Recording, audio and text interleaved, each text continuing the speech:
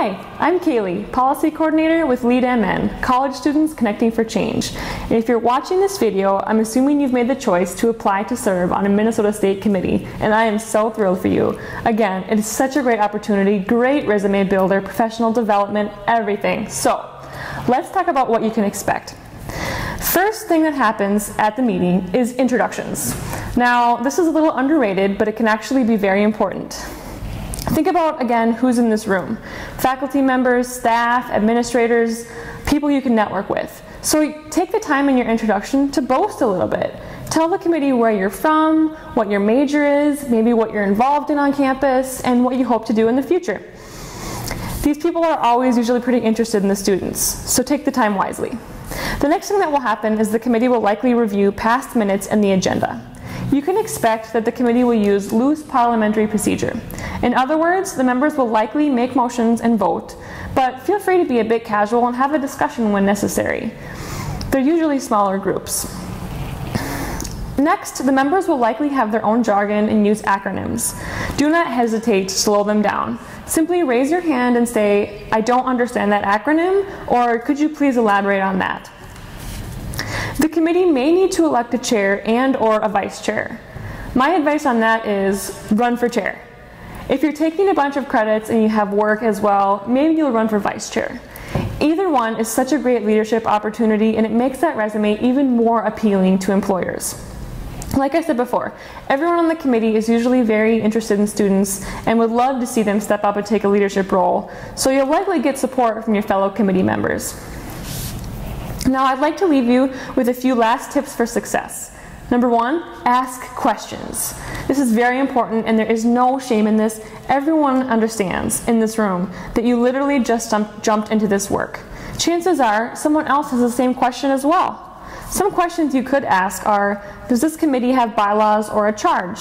Do we need to make edits to those bylaws or the charge? What action has this committee taken in the past? What can Lead MN and I do to advance our charge or our mission? And on specific topics, you could ask questions like, how do we go about changing this? What's the first step? Have we done something like this in the past? Can this be done at a system level? Are there any campuses doing great work around this that we could model it from?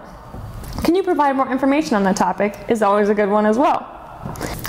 Now, another tip is to be honest and be respectful at the meetings. Be honest about your experiences, your questions, your thoughts, your concerns, everything. And at the same time, remember that this committee may have covered the same topic 2 years ago.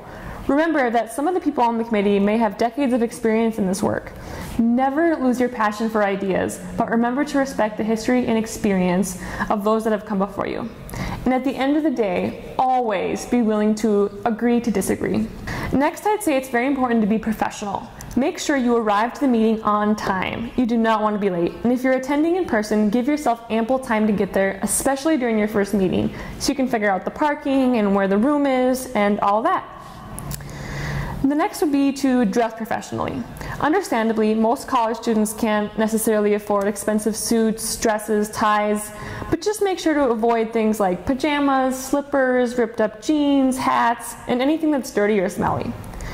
Next, make sure that you stay engaged in the conversation. Actively listen, actively respond, and at all costs, please stay off your cell phone. You can get back to it right after the meeting. If you need your laptop out to take notes, simply inform the chair or the group ahead of the meeting. And make sure you get some sleep the night before the committee meeting, because you don't want to be falling asleep at the meeting. Next, I'd say to be bold and encourage action. If you feel like the committee is starting to talk in circles, suggest that they brainstorm an action plan, or come back to the topic when we have more information. People will respect and admire your bold call for action.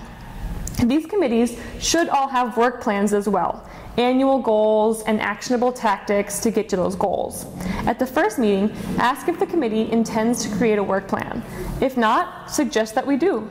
It's important that these committees find focus and take action. Next, I'd say to be realistic with your time commitments. If you can't make these meetings, just tell us. The worst thing you can do is take the opportunity from a student that does have time, and we won't be offended if you simply can't make the meetings anymore.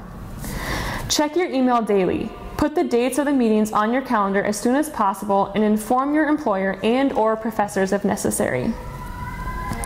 Now, if materials are sent to you in advance of the meeting, make sure to read them. I can tell you from personal experience how humiliating it is when the committee wants to talk about a report and you're literally skimming it in real time trying to figure out what's going on. And then suddenly someone asks you, well, what do the students think? Be prepared. Last but certainly not least, communicate with LeadMN. You can text me, send me a message on Facebook, email me, call me, send me a carrier pigeon, whatever it takes. And after each meeting, please send me the minutes so that I can review them and make sure that we're on track. And in that email, you can also include if you have any questions, comments, or concerns. I've served on plenty of committees before, and I'm simply here to help. Now let's get ready to connect for change. Thanks for watching.